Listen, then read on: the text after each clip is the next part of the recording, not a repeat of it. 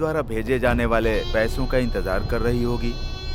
अगर इसके बारे में कोई न्यूज़ नहीं मिली तो परिवार वाले सोचेंगे कि कहीं आराम से रह रहा होगा और हमें भूल गया होगा। मैं नहीं चाहता कि मरे हुए इंसान की आत्मा को कोई कोसे रमेश।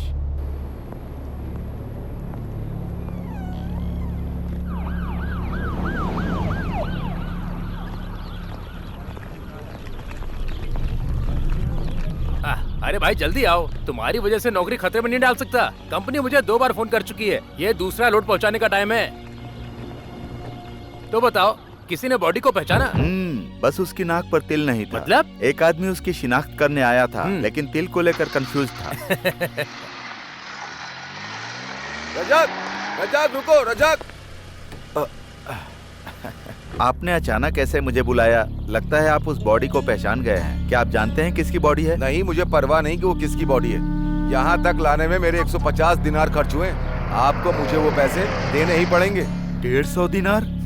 टैक्सी मेरी नहीं है रजाक।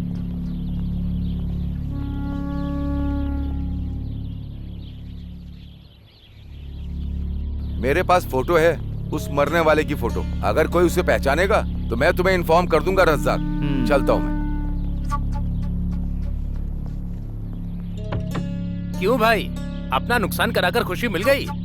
तुम चाहे जो भी समझ लो, मुझे पैसों की चिंता नहीं है। अच्छा, ये बिल्कुल अच्छी बात नहीं है। देखो रज़ाक, हम यहाँ पर पैसे कमाने के लिए ही काम कर रहे हैं। तुम अपनी फैमिली का खर्चा उठाने के बजाय दूसरों पर पैसा क्यों बर्बाद कर रहे हो? मुझे समझ में नहीं आता कि लोगों को केवल अपने और अपने परिवार के बारे में सोचकर क्या खुशी मिलती है। कैसे कैसे लोग हैं। ओह, तो ये बात है। तुमसे बहस करना अपना सिर फोड़ने जैसा है। अरे रे, आज मेरी माँ केरल से लौट रही है, मैं तो भूल ही गया था। हेलो, कहाँ हैं आप? सासू जी सुबह से आपका इंतजार कर रही हैं। कम से कम आज तो जल्दी आ जाइए। कब तक आएंगे आप बताइए ना। आज भी बिल्कुल आखिरी वक्त में ही आने का मन है क्या आपका? मैं बस रास्ते में ही हूँ सरीना। तुम माँ को थोड़ी देर इंतजार करने के लिए बोलो। सलीम वहाँ पर पहुँच ही रहा होगा। आप जल्दी आइए। ला मुझे दे। रज़ाक, वो हमारे दूर के रिश्तेदार हैं ना, उन्हें पवित्र किताब चाहिए थी। मैं तो खरीदना भूल गई, लेकिन तू आते समय खरीद कर ले आना। और साथ में ताजे खजूर भी।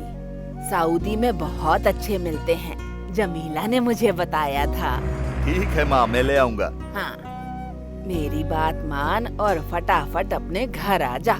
कोई बहानेबाजी नहीं। कम से कम मैं तेरे साथ मरने से पहले कुछ वक्त तो बिता लूं ना बेटा। मैं रास्ते में ही हूँ माँ, बस आ रहा हूँ। वर्गीस, फ्राइडे मार्केट से होते हुए चलना। हेलो, कहाँ पर? कौन सी साइड पर? हाँ हाँ हाँ, मैं अभी आता हूँ, मैं रास्ते में ही हूँ। वर्गीस, फ्राइडे मार्केट से नहीं जाना है, अब सीधे सना के पास जाना है। ऐसा क्यों?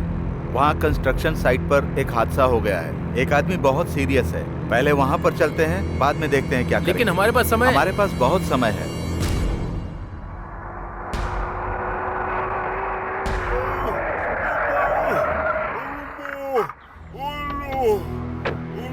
क्या हुआ? सब उल्टा पुल्टा हो गया रज़ाक भाई।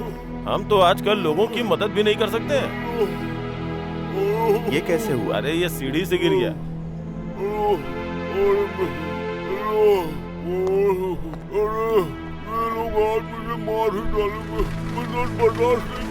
तुम लोग खड़े खड़े सोच क्या रहे हो? इसे हॉस्पिटल लेकर जाओ। इसके पास ना पासपोर्ट है ना वर्क परमिट। हम तो मुश्किल में पड़ जाएंगे। आप कुछ करो रज़ाक। हॉस्पिटल और पुलिस स्टेशन में आपकी अच्छी पहचान है। बिल्कुल नहीं रज़ाक, तुम इस मामले में मत पड़ो। हमें जल्दी से जल्दी एयरपोर्ट पहुंचना है। चलो चलते हैं। रज़ाक, ये बिना किसी डॉक्यूमेंट्स के यहाँ कैसे पहुँचा? हमने तो बस इसकी मदद की है रज़ाक। जब हमारे पास पर्याप्त वर्कर नहीं होते ना, तो हम लोग बाहर से वर्कर बुलाते हैं। इसके पास ना तो पासपोर्ट था ना वर्क परमिट, फिर भी हमने इसकी इसलिए मदद की ताकि कुछ कमा सके। मैंने लोगों से कहा मुझे ऊपर चढ़ने में चक्कर आते हैं, किसी ने मेरी बात नहीं मानी।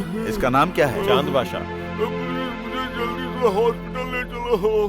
अगर इसकी देखभाल करेंगे तो तुम्हारी माँ का क्या होगा? बातें बाद में करेंगे, पहले इसकी हेल्प करो। पकड़ो पकड़ो, या अल्लाह। एक्सरे और स्कैनिंग की जरूरत पड़ेगी तो संभाल कर लेकर। आप कुछ दिन और हमारे साथ ही क्यों नहीं रुकते? क्योंकि मुझे वहाँ पर बकरियों की देखभाल भी करनी है। मैंने यहाँ आते वक्त अपना काम जमीला को सौंप दिया था। वो कब तक संभालेगी भला? पापा कभी टाइम पर नहीं आते, वो हमेशा देर करते हैं। जब देखो तब उन्हें अपने परिवार से ज्यादा दूसरे लोगों की फिक्र लगी रहती है। उनके बाप भी ऐसे थे, हमेशा दूसरों का काम पहले करते थे। लेकिन ये हमारा मुल्क नहीं है, हम सब कुछ नहीं कर सकते यहाँ। आपको हज ले जाने के अपने वादे को पूरा करने में उन्हें 10 साल लग गए। कोई काम वक्त पर नहीं होता। शुक्र है अल्लाह का, वो मुझे यहाँ ले आया। मुझे तो बहुत खुशी है। प्लीज इस बॉक्स को बांध दीजिए ना आप, मुझसे नहीं हो रहा। फ्लाइट 7 बजे की है क्या? हाँ। अगर मैं आंटी को एयरपोर्ट छोड़ दूं तो कोई दिक्कत है? लगता नहीं है कि रज़ाक टाइम पे आएगा। हज यात्रा के लिए लोगों की लंबी लाइन होगी। रज़ाक को मैं सीधे एयरपोर्ट ही बुला लेता हूँ। बकवास बंद कर समीर। मैं तब तक नहीं जाऊंगी जब तक रज़ाक घर वापस नहीं आता। कान खोल के सुन ले, फ्लाइट छूट गई ना तो भी नहीं। अब मैं जा सकता हूँ? हाँ ठीक है। क्या तुमने सारी चीजें ले ली? तुम्हारी माँ ने कहा कि तुम्हारे आने तक वो कहीं नहीं जाने वाली है। हाँ, इसको भी रख लो। इनका सारा पैसा तो दूसरों की मदद करने में खर्च हो जाता है अम्मी जान। इनको पैसे बचाने का तो कोई ख्याल ही नहीं है। सालों से खुद का घर बनाने का प्लान ही कर रहे हैं। पापा ने कहा है अगली बारिश आने से पहले वो घर जरूर बना लेंगे। हाँ, तू तो चुप ही रह। 8 बार बारिश आकर चली गई, क्या उन्होंने अब तक कुछ किया? तुम्हारा घर बन जाएगा। हमेशा इस तरह उसकी शिकायत क्यों करती हो? हाँ, माँ जाने के लिए तैयार बैठी हैं और तुम इस वक्त भी उनसे मेरी शिकायत कर रही हो। कोई तुम्हारी शिकायत नहीं कर रहा बेटा, तुमसे प्यार करती है इसीलिए कहा। हाँ जरूर, लेकिन हमारा और इसका प्यार फिलहाल तो इस बात पर निर्भर करता है कि मैं जल्दी से घर बनाऊं। अगर मैं उस काम को तेजी से करने की कोशिश करता हूं, तो इसे लगेगा कि मैं प्यार करता हूं। है ना सरीना? आप पहले ही लेट आए हो, अब निकलना चाहिए। हम बाद में प्यार का हिसाब करेंगे। आइए अम्मी जान। हाँ, जाते समय दामोदरन से मिलना मत भूलना। बीपी शुगर चेक करवा लेना। चलो। बेटा, जाने से पहले एक बार गले लग जा। पता नहीं फिर तुझे कब देख पाऊंगी मैं। अब माँ, अभी रोना बंद करो, नहीं तो मैं भी रोने लगूंगा। अभी जाने के लिए देर हो रही है। अब चलो चलो।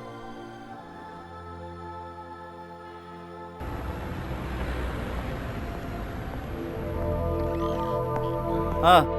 सलाम वालेकुम। वालेकुम अस्सलाम। आप यहाँ पर इतनी जल्दी आ गए? क्या हुआ बेटा? मैं आज एम्बेसी जाने वाला हूँ। आपका काम हो जाएगा। उस अरब स्पॉन्सर ने उसे धोखा दिया। वो किसी को धोखा नहीं देता। लेकिन कानून को कोई फर्क नहीं पड़ता, ये तो हम जानते ही हैं। सालों तक काम करने के बाद हालत नहीं सुधरी तो हेल्प करने के लिए बेटे को यहाँ बुला लिया। लेकिन देखो अब क्या हो गया। मेरा बेटा बेवजह जेल की सलाखों के पीछे। एम्बेसी के कुछ लोग हमारी मदद जरूर करेंगे। रशीद को जल्दी रिहा कर दिया जाएगा। बेटा, तुमने हमारी बहुत हेल्प की। मुझे पता है तुम्हें पैसों की जरूरत होगी। मेरे पास बस इतना ही है। अगर मैं इन सब कामों के पैसे लेता तो अपना घर बनवा चुका होता। ये रख लीजिए आप। इनको पीने के लिए कोई ड्रिंक दो। नहीं रज़ाक, मेरा कुछ भी खाने का मन नहीं कर रहा है। स्टॉक खत्म होने वाला है। हमारा पिछला पेमेंट भी अभी पेंडिंग ही है। हम चुका देंगे। पहले मेरा 100 दिनार का रिचार्ज कर दो। सुनो, देखो, तुम्हें अपना कारोबार इस तरह से नजरअंदाज नहीं करना चाहिए। पता है ना दत्ता की दुकान का क्या हुआ? मैं नहीं चाहता कि तुम्हारी दुकान भी बंद हो जाए। बाद में मुझे दोष मत देना। दूसरों पे खर्च करने के लिए